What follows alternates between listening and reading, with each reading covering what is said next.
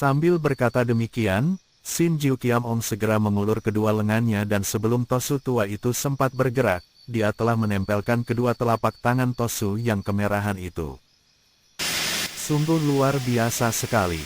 Begitu kedua telapak itu bertemu, terdengar suara seperti api membara bertemu benda basah dan tampak asap mengepul dari kedua pasang telapak tangan yang saling bertemu. Tosu tua itu merendahkan tubuh dan mengerahkan tenaga sinkam untuk memperkuat daya serang Ang Liong Jiao Kang, namun sia-sia belaka karena kedua telapak tangannya yang tadinya panas itu makin lama menjadi makin dingin, bahkan rasa dingin seperti salju mulai menerobos masuk melalui kedua telapak tangannya, menjalar dari telapak tangan ke atas. Wajah Tosu itu mulai berpeluh, matanya merah, mulutnya terbuka karena nafasnya menjadi terengah-engah. Di lain pihak, Sin Jiu Kiamong masih tersenyum saja dan sama sekali tidak kelihatan lelah.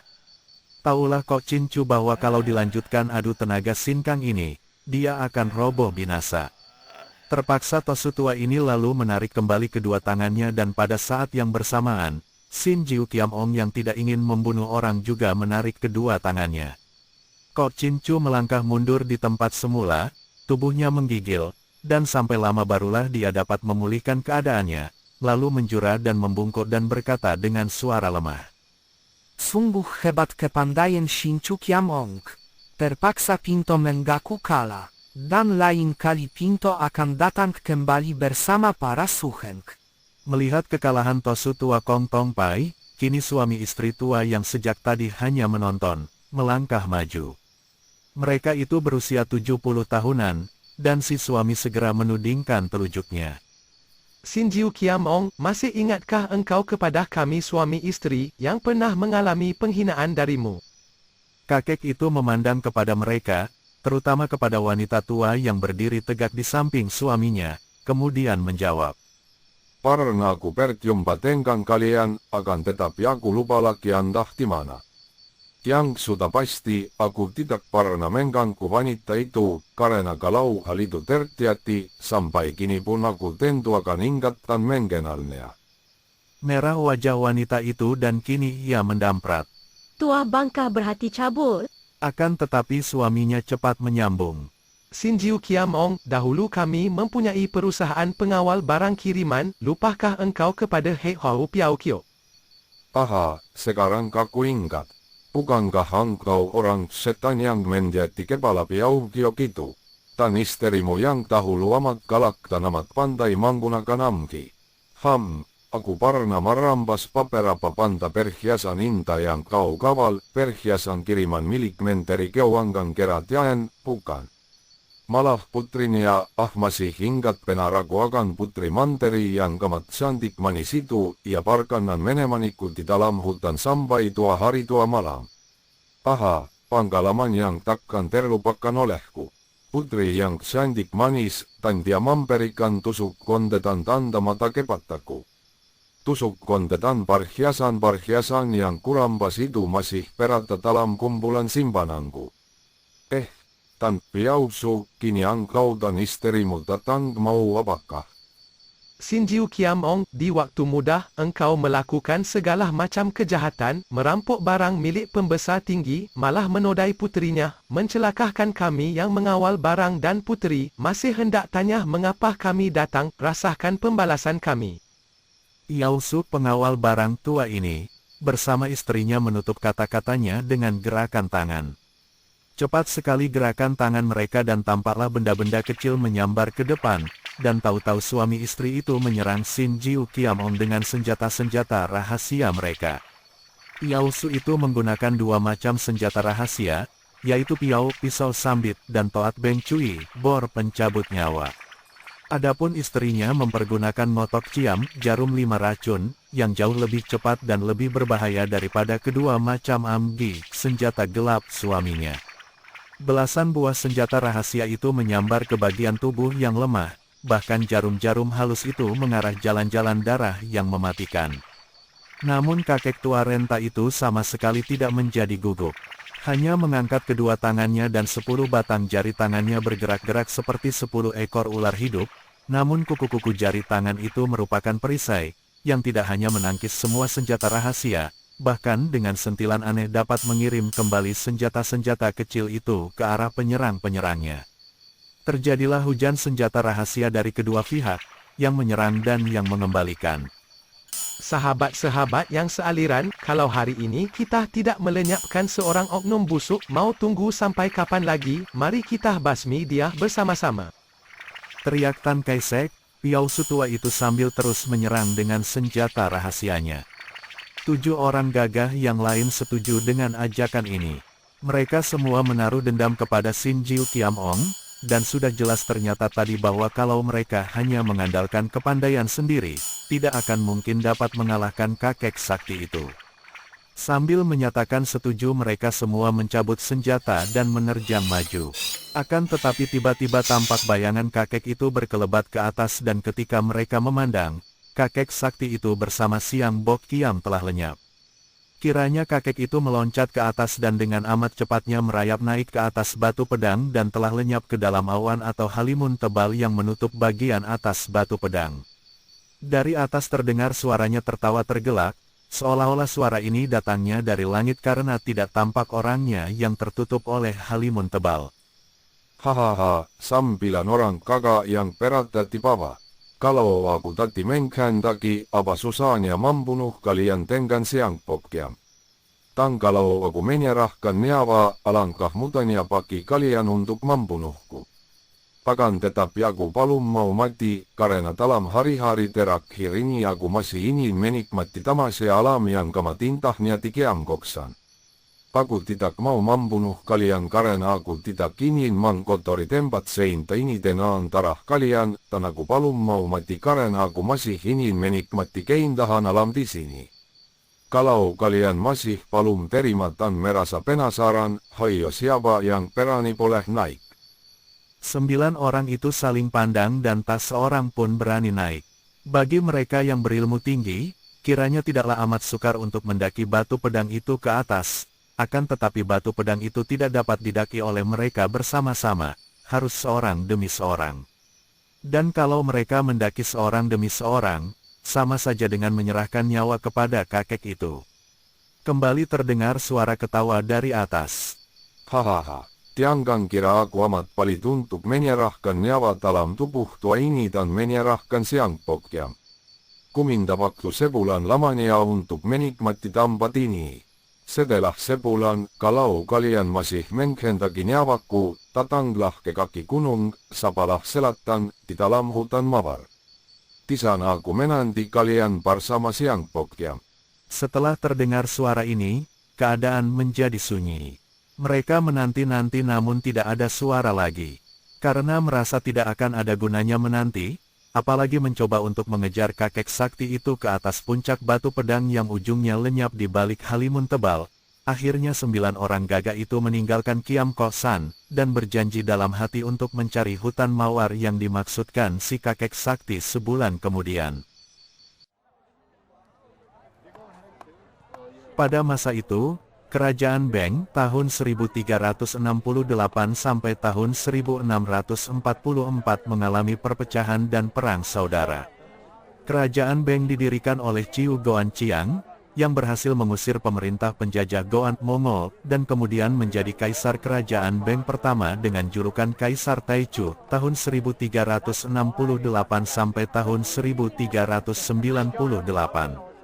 Peking, ibu kota utara, yang tadinya menjadi kota raja kerajaan Mongol, oleh kaisar kerajaan Beng ini tidak dijadikan pusat kerajaan.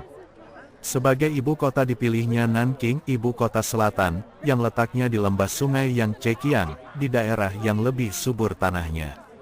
Namun Peking yang merupakan daerah pergolakan dan pangkalan penting untuk mempertahankan ancaman serangan balasan bangsa Mongol di utara yang telah diusir dari pedalaman, tetap dipertahankan dan di bekas kota Raja Mongol ini diperkuat oleh bala tentara besar dan dipimpin oleh putra Kaisar Taichu sendiri, yaitu Yonglou yang terkenal gagah perkasa dan pandai berperang.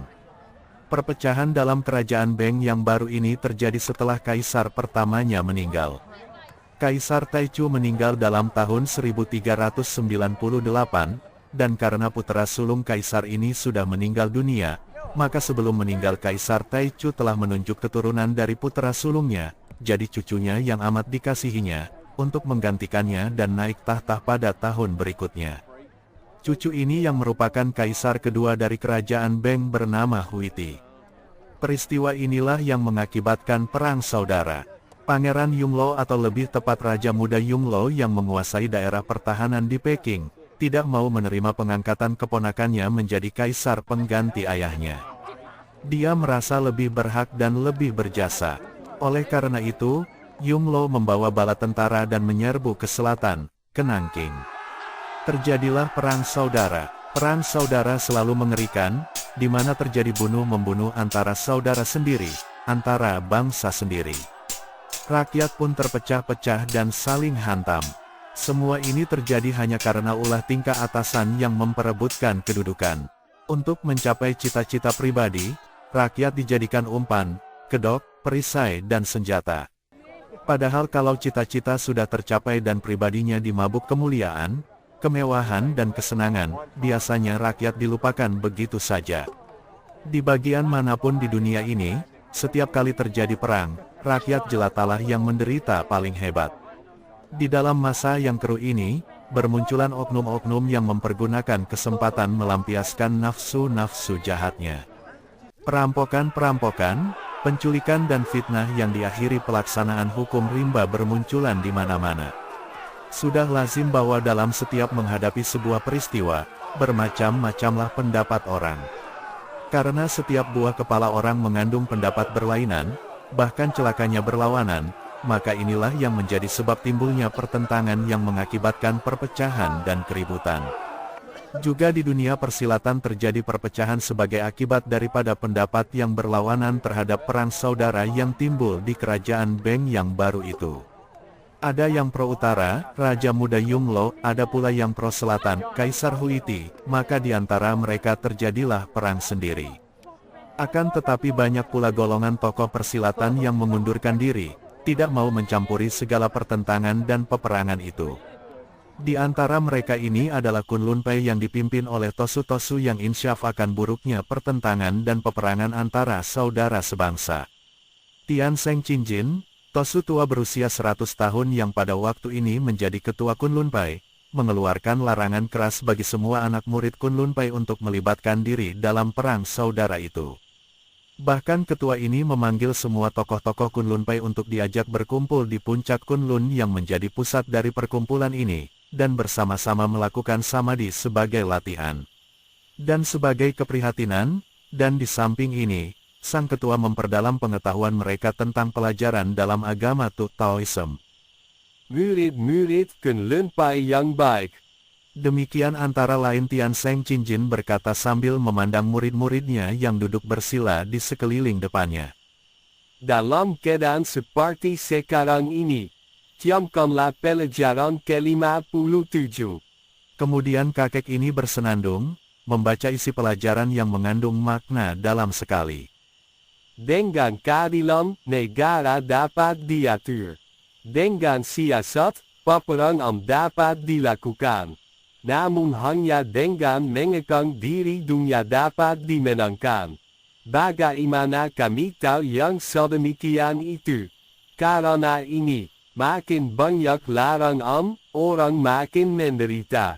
Makin banyak dipergunakan senjata, makin banyak timbul kekacauan. Makin banyak kepintaran, makin banyak perbuatan yang aneh-aneh. Makin banyak hukum diundangkan, makin banyak terjadi pelanggaran. Maka orang bijaksana berkata, kami mengekang diri, rakyat berubah ke arah kebaikan, kami suka akan ketenangan, rakyat tentram dan damai.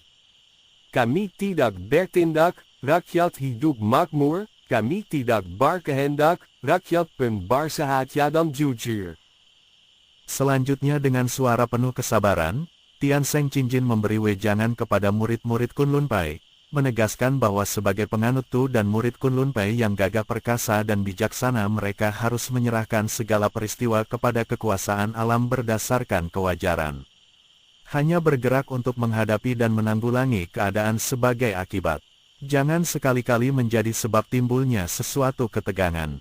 Hal ini hanya mudah dicapai dengan sikap diam dan tidak mencampuri urusan yang tidak menyangkut diri pribadi. Karena pendirian inilah maka Tian Seng Qingjin melarang murid-muridnya terlibat dalam perang saudara, karena sekali mereka turun tangan, mereka akan makin mengeruhkan suasana dan memperbesar penyembelihan antara saudara sebangsa. Semua wejangan dan percakapan yang terjadi di ruangan belajar yang luas itu didengarkan penuh perhatian oleh seorang anak laki-laki yang sedang bekerja membersihkan jendela-jendela dan pintu-pintu dengan kain kuning. Anak laki-laki ini berusia kurang lebih 12 tahun, berwajah tampan dan berpakaian sederhana, dari kain kasar. Yang menarik pada anak ini adalah sepasang matanya, karena pandang matanya amat tajam, dengan biji mata yang terang, jarang bergerak, membayangkan pikiran yang dalam, pandangan luas dan penuh pengertian. Bocah yang menjadi kacung pelayan di kuil besar Kunlun Pai ini adalah Chia Keng Hong, dan sudah 2 tahun dia berada di kuil itu. Dia adalah seorang anak yatim piatu, karena keluarganya, ayah bundanya dan saudara-saudaranya, semua telah tewas ketika perang saudara mulai pecah. Mendiang ayahnya adalah seorang tungcu, lurah, di dusun Kuibun dan keluarga Chia ini terbasmi habis ketika gerombolan perampok yang muncul di waktu perang saudara ini menyerbu dan merampok serta membasmi seluruh penduduk Kuibun. Karena lurah dusun ini melakukan perlawanan, maka semua keluarganya terbasmi habis. Keng Hong yang kebetulan pada saat itu ikut menggembala kerbau bersama seorang pelayan di luar dusun, selamat terbebas daripada bencana maut. Dalam keributan ini muncullah Qiang Tojin, Tosu yang menjadi murid kepala Tian Seng Qingjin. Tosu ini sedang melakukan perjalanan merantau dalam melaksanakan tugasnya sebagai seorang pendekar dan penyebar agama Tu. Melihat perbuatan keji para perampok di dusun Kuibun, dia cepat menggunakan kepandaiannya menolong penduduk dan berhasil mengusir para perampok. Kemudian oleh Qiang Tojin yang amat tertarik melihat Keng Hong, anak itu diajak ke Kunlun San dan di situ Keng Hong bekerja sebagai seorang kacung. Sebetulnya, Keng Hong hendak dijadikan murid Kunlun Pai, akan tetapi bocah ini tidak mau menjadi tokoh calon Tosu. Pada waktu itu, murid Kunlun Pai haruslah seorang calon yang memegang keras peraturan, yaitu setiap orang murid Kunlun Pai haruslah seorang calon Tosu. Karena penolakannya ini, Keng Hong yang sudah tidak mempunyai keluarga itu bekerja sebagai seorang kacung. Dia rajin sekali, semua pekerjaan dia pegang, apa saja yang diperlukan, tanpa diperintah dia kerjakan.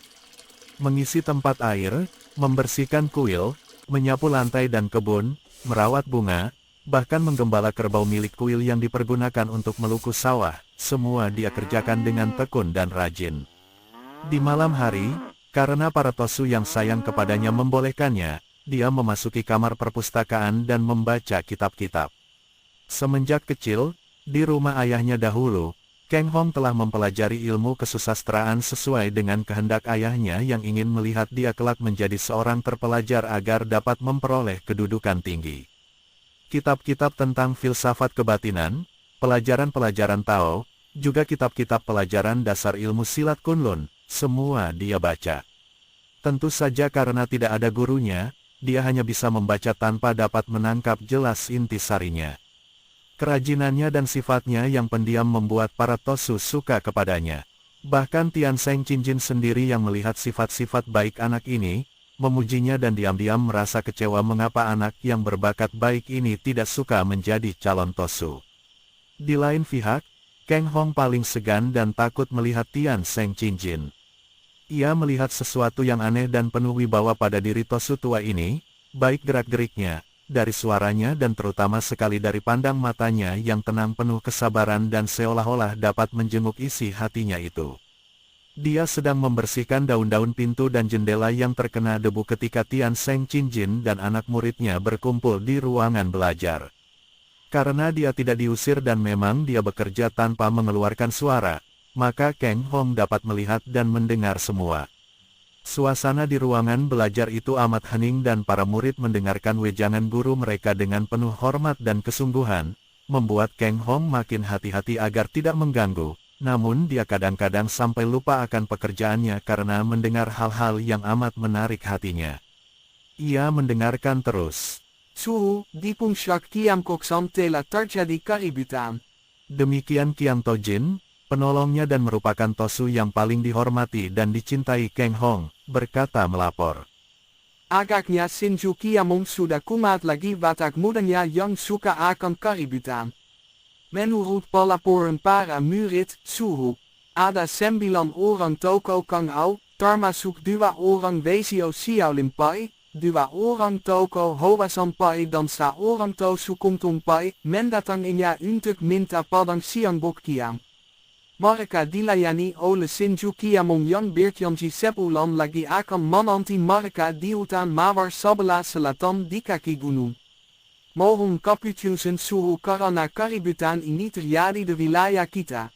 Santiai, si Tahiap semenjak dahulu selalu mengajar kesenangan dan ketegangan. Namun harus diakui bahwa di balik kebiasaannya yang buruk itu, tersembunyi watak pendekar yang patut dipuji. Kita orang-orang Kunlun Pai bukan merupakan golongan yang tak kenal budi. Si Tahiap pernah menanam budi kepada kita, maka kita membolehkan dia bertapa di Kim Kok Sang yang merupakan tempat suci bagi kita, karena dahulu sejauh kita memilih tempat itu sebagai tempat bertapa sampai musnah dari dunia. Kini si Tahiap mengundang keributan, biarlah kita tidak mencampurinya. Pinto melarang seorang pemurid Kunlun Pai untuk ikut campur tangan, dan biarlah si Tahiap menyelesaikan urusannya sebagaimana yang dia kehendaki. Mendengar percakapan mereka tentang Sinju Qiamong yang berwatak aneh, Kang Hong menjadi tertarik sekali. Sudah banyak dia membaca tentang keanehan para pendekar. Biarpun Kunlun Pai merupakan pusat pendekar-pendekar sakti dan dia pun maklum bahwa Qiang Tojin penolongnya adalah seorang berilmu tinggi, apalagi guru penolongnya itu tentu seorang yang sakti, namun mereka tak memperlihatkan kepandaian mereka dan hidup sebagai pertapa-pertapa dan petani-petani biasa. Maka kini mendengar akan Sinju Qiamong yang hendak menghadapi lawan-lawan sakti di kaki gunung sebelah selatan, di dalam hutan mawar, dia menjadi ingin sekali menonton. Demikianlah, pada hari yang ditentukan sebulan sesudah pertemuan di puncak yang disebut Puncak Lembah Pedang, Kang Hong menggembala kerbaunya di luar hutan mawar. Biasanya kalau dia menggembala kerbau yang 6 ekor banyaknya itu. Akan tetapi sekali ini dia sengaja menggiring kerbaunya turun ke selatan dan membiarkan kerbaunya itu makan rumput hijau gemuk di luar hutan mawar.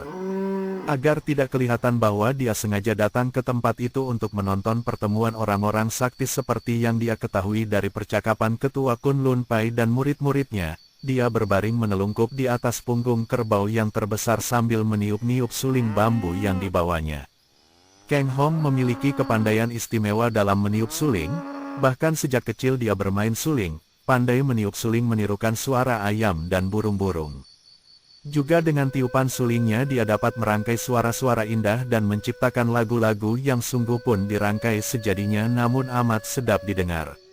Sementara semenjak pagi Sinju Qiamong Si Chun Hong telah duduk bersila di antara sekelompok bunga mawar, dan seperti ketika dia bersila di bawah batu pedang, kini pedang Siang Bok Qiam juga terletak di depan kedua lututnya.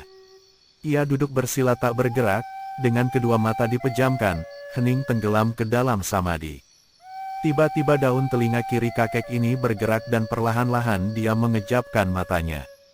Ia mengerutkan keningnya ketika mencurahkan perhatian dengan pendengarannya. Kakek ini mempunyai kebiasaan yang aneh, yaitu apabila mendengar sesuatu yang mengesankan, daun telinga kirinya dapat bergerak seperti telinga kelinci. Kalau dia sedang samadi, biarpun ada suara halilintar menyambar di atas kepalanya, dia tidak akan terkejut atau mempedulikan, akan tetap tenang dalam siulannya. Akan tetapi sekali ini, dia sadar dari siulannya, samadi, karena mendengar tiupan suling yang amat merdu. Suara yang mengandung getaran mengharukan, yang amat halus seolah-olah hembusan angin pada ujung daun-daun bambu. Karena Sinju Qiamong memang amat suka mendengar suara suling, maka suara suling penuh getaran halus ini lebih kuat pengaruhnya daripada ledakan halilintar, menggugahnya dari samadi dan membuat kakek ini ingin sekali mengetahui siapa gerangan yang dapat meniup suling seindah itu. Jantungnya berdebar, Kalau peniup suling ini seorang di antara lawan yang hari ini akan mendatanginya, berarti dia akan berhadapan dengan seorang yang amat sakti. Hanya orang sakti yang sudah tinggi tingkat kebatinannya saja yang akan mampu meniup seindah dan sebersih itu, dengan getaran-getaran asli dari watak yang belum dikotori segala macam nafsu duniawi. Saking tertariknya, kakek ini bangkit berdiri, menyambar pedang kayunya lalu seringan burung terbang tubuhnya melayang ke arah luar hutan dari mana tiupan suling datang. Ketika tiba di luar hutan dan melihat bahwa yang meniup suling adalah seorang bocah yang duduk di atas punggung seekor kerbau besar, begitu penuh kedamaian dan ketenangan, sejenak Sin Jiu Kiam Ong tercengang kagum. Kemudian dia menghela napas panjang dan berbisik. Engkau telah menjadi pikun terlalu tua. Di mana bisa terdapat orang begitu bersih hatinya sehingga tercermin pada tiupan sulingnya. Hanya seorang bocah yang akan sanggup meniup suling seperti itu. Di dunia ini mana terdapat orang yang hatinya bersih melebihi hati seorang bocah. Ia lalu melangkah masuk ke dalam hutan mawar kembali sambil menggeleng-geleng kepala dan mencela kebodohan sendiri. Tak lama kemudian dia sudah duduk bersila lagi, akan tetapi sekali ini dia tidak bersamadi, melainkan memasang pendengarannya menikmati alunan lagu yang terhembus keluar dari lubang-lubang suling. Kakek ini tahu bahwa berturut-turut telah datang 9 orang sakti yang sebulan yang lalu telah mengunjunginya di Kiam Kosan, akan tetapi dia tidak peduli, bahkan pura-pura tidak tahu dan masih menikmati alunan suara suling yang terdengar sayup sampai. Ia seperti orang terpesona dan tenggelam dalam hikmat suara itu, yang membawanya melayang-layang kembali kepada masa mudanya dan diam-diam dia menyesali diri sendiri. Sungguh dia harus merasa malu bahwa diambang kematiannya, karena memang dia telah mengambil keputusan untuk menyerahkan nyawanya tanpa melawan kepada 9 orang ini, belum pernah dia melakukan jasa sedikit pun selama hidupnya. Bahkan sebaliknya, dia selalu hidup mengejar kesenangan, bergelimang dalam cinta kasihnya dengan banyak wanita yang dibalasnya hanya karena dorongan nafsu berahi. Belum pernah selama hidupnya dia menjatuhkan hati, mencinta seorang wanita dengan murni. Betapa dia hidup secara berandalan, tidak mau membedakan antara baik dan buruk, ugal-ugalan, merampas kitab-kitab dan benda-benda pusaka, mendatangi jagoan-jagoan hanya untuk memuaskan nafsunya ingin menang, menyerbu partai-partai persilatan untuk mengalahkan ketua-ketuanya. Sungguh pun dia semenjak dahulu selalu tidak mempunyai niat menjahati orang lain, namun wataknya yang ugal-ugalan tanpa dia sadari telah menyakitkan hati banyak orang. Kini datanglah penyesalan, dan makin dia perhatikan suara suling yang mengalun merdu itu makin terharulah hatinya.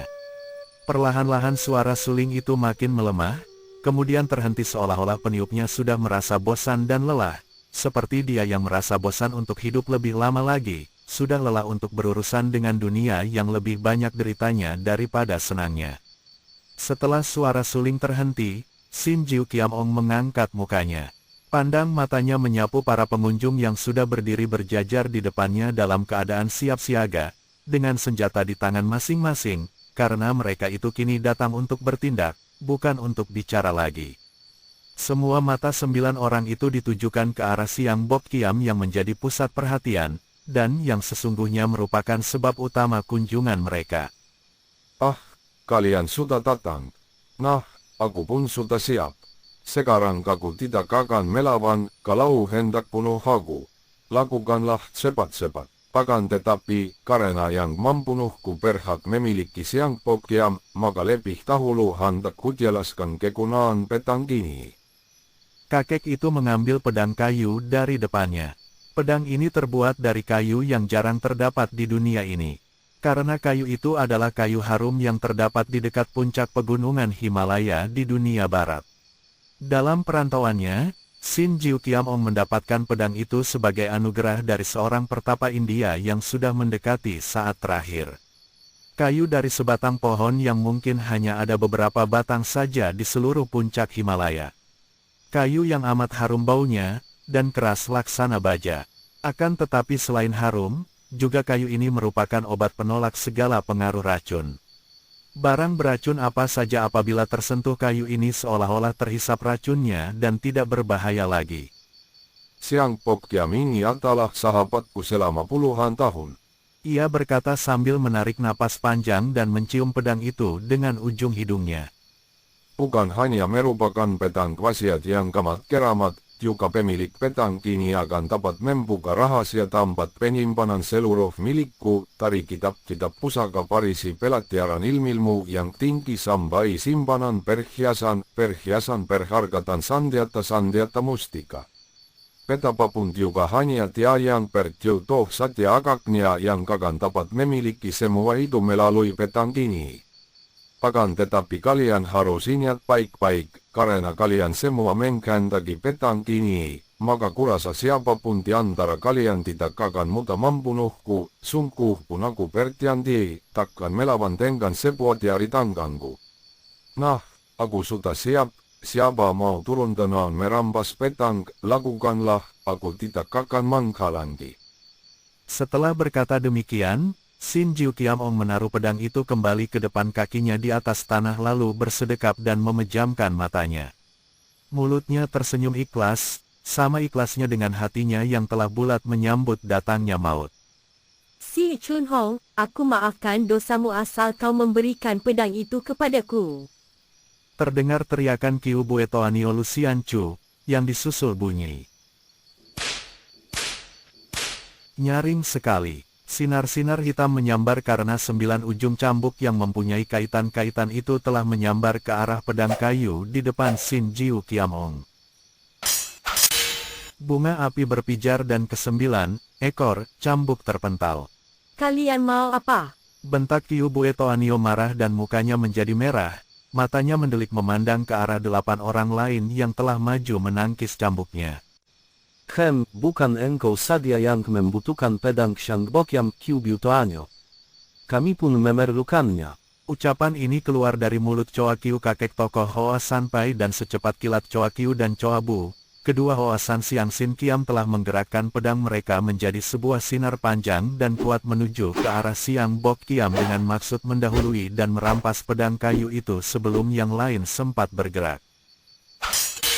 Kembali sinar pedang yang kuat ini terpental karena ditangkis oleh banyak senjata. Hoa San Siang Sin Kiam, jangan tergesa-gesa. Pinceng juga butuh. Tian Kerwesio tokoh Si Limpai yang berkulit hitam itu mengejek. Senyum di bibir Sin Jiu Kiam Ong melebar, dan kini 9 orang yang saling pandang itu mengerutkan kening. Baru mereka ketahui apa artinya ucapan Sin Jiu Kiam Ong tadi, yang mengatakan bahwa siapapun di antara mereka takkan mudah membunuh kakek itu, biarpun si kakek tidak melawannya. Kiranya kakek itu sudah dapat menduga lebih dulu bahwa di antara 9 orang ini tentu akan terjadi perebutan. Sementara itu, di balik sebatang pohon besar bersembunyi Keng Hong. Bocah ini tadinya meniup suling di atas punggung kerbau, dan memasuki hutan sambil melanjutkan meniup sulingnya perlahan-lahan. Setelah tiba di tengah hutan, dia terpaksa menghentikan tiupan sulingnya yang tadi dilakukan hanya untuk menenteramkan hatinya yang berdebar-debar. Dan dia menyelinap di antara pohon-pohon ketika melihat banyak orang berdiri di lapangan terbuka di hutan mawar itu. Sambil menahan nafas dia menonton dan mendengarkan seluruh percakapan. Diam-diam timbul rasa suka dan kasihan di hatinya terhadap kakek aneh yang duduk bersila. Apalagi setelah dia mendengar ucapan kakek itu seolah-olah telah menyerahkan nyawanya kepada 9 orang yang sikapnya mengancam itu. Dan pada saat yang sama timbul rasa tidak suka kepada mereka. Dia sudah banyak membaca tentang watak orang-orang budiman, bijaksana dan gagah perkasa, watak para pendekar yang menjunjung tinggi kebenaran, keadilan dan kegagahan. Akan tetapi 9 orang itu hendak mengeroyok seorang kakek tua renta yang sama sekali tidak mau melakukan perlawanan.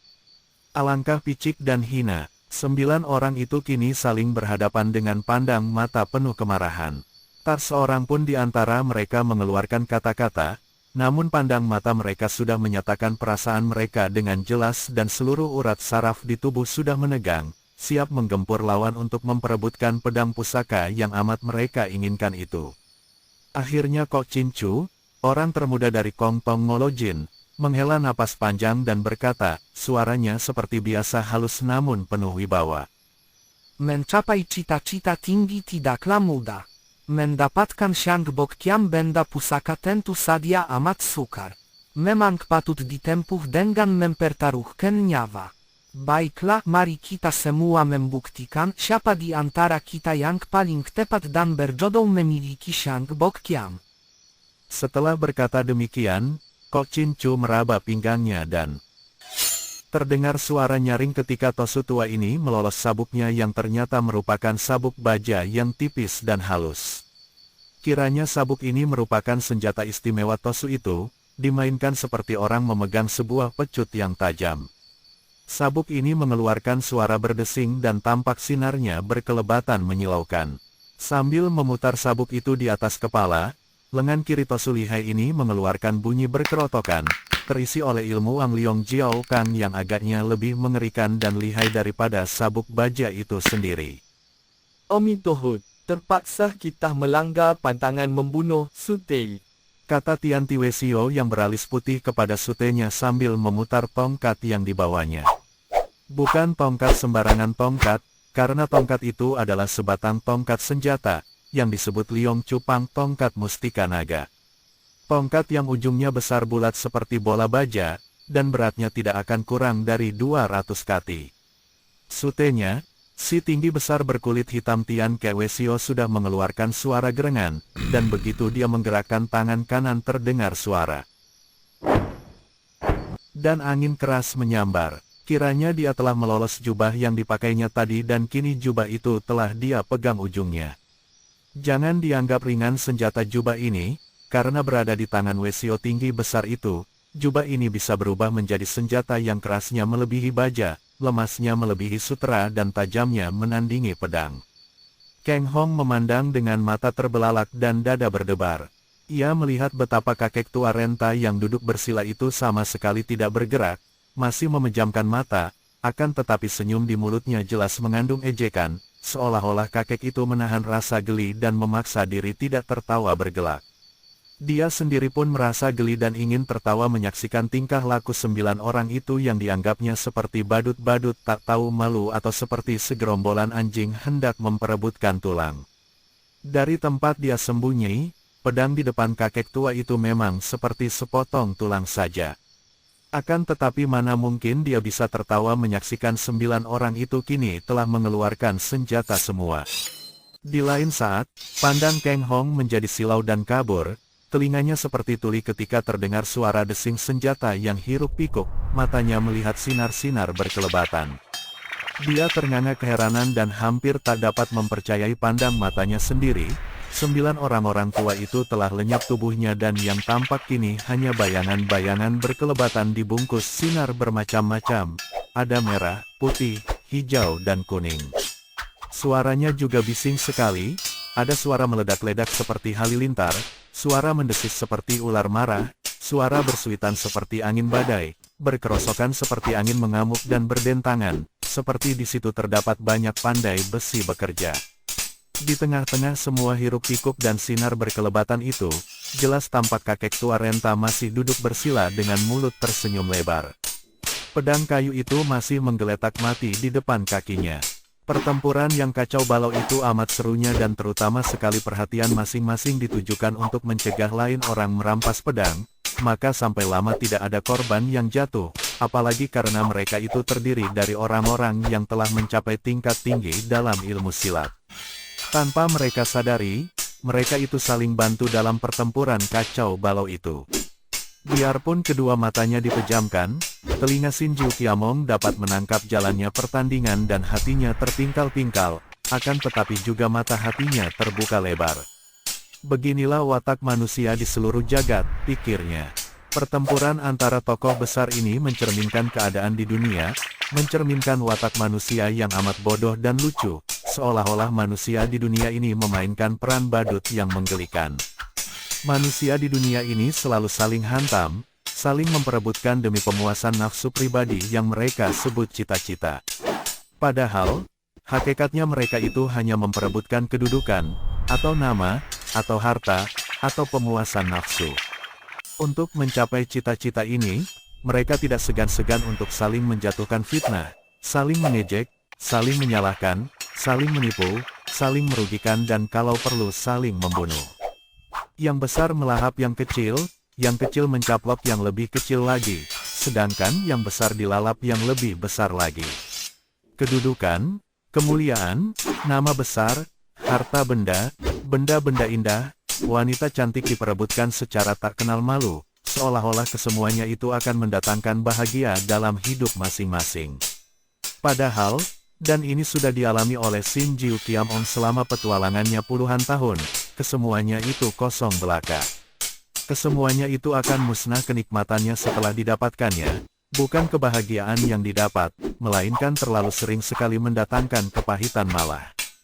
Karena yang menang akan mabuk dan diintai mata, dan hati si kalah yang penuh iri dan dendam, yang kalah akan mabuk oleh dendam dan penasaran sehingga mencari segala daya upaya untuk menjatuhkan kembali yang menang.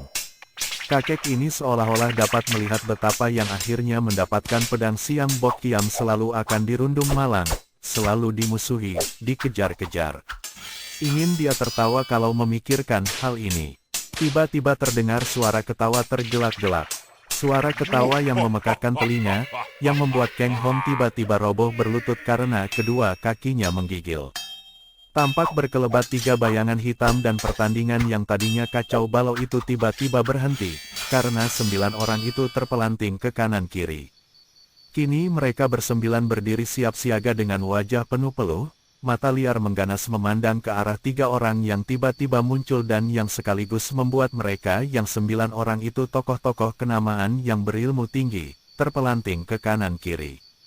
Kang Hong kini dapat berdiri kembali dan dia pun mengintai, memandang ke arah 3 orang itu.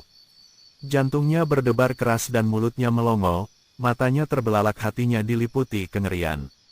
Tentu bukan manusia yang muncul ini, melainkan 3 iblis penghuni hutan.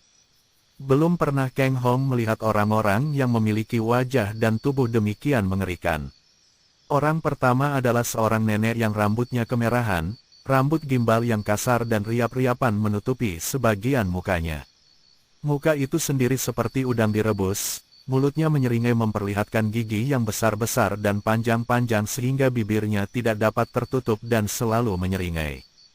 Pakaiannya dari sutera hitam berkembang merah dengan potongan ketat sehingga melekat di kulit tubuhnya, mencetak tubuhnya seperti telanjang bulat dan tampak betapa sepasang buah dadanya besar-besar seperti buah semangka.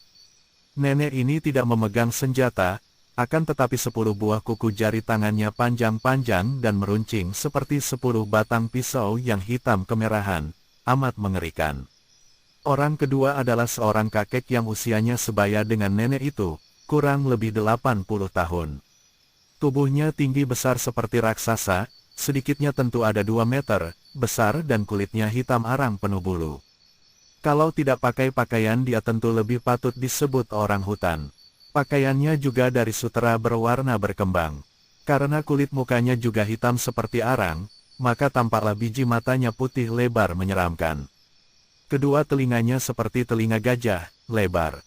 Yang mengerikan adalah sepasang tengkorak kecil, agaknya tengkorak anak-anak, yang tergantung di kedua rantai baja, 2 buah tengkorak yang sudah menghitam dan agaknya mengeras seperti besi, karena kedua tengkorak itu telah direndam racun sampai puluhan tahun lamanya. Adapun orang ketiga, sungguh pun tidak tinggi besar menyeramkan, namun cukup mengerikan karena bentuknya yang tidak lumrah.